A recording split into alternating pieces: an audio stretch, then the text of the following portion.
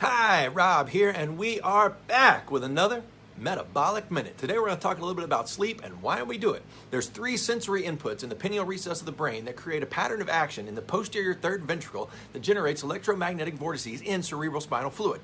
Now, in the brain, neuron flow is bidirectional, electrically and magnetically, both from the front to the back and from the back to the front. During waking hours, electrical signals travel from the dendrites to the cell body. During sleeping hours, this process is reversed from the axon to the cell body and then out through the dendrites.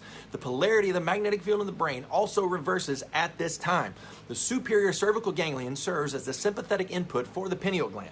This allows the pineal gland to sense differences in electromagnetic input during the day and during the night. Now, the pineal gland also contains calcium crystals, which allow it to sense gravitational and magnetic field changes from the darkness and during the light. Now, during the darkness, the pineal gland generates a vortex that spins outward or clockwise like a hurricane. This clockwise spin of the cerebral spinal fluid dissipates electron flow away outward from the hypothalamus. Most importantly, this reverses the polarity of the DC electric current in the brain. This causes a decrease in temperature with a simultaneous release of melatonin from the pineal gland. This decrease of electron flow and the change in temperature reverses the current of flow in the opposite direction of wakefulness, giving us sleep.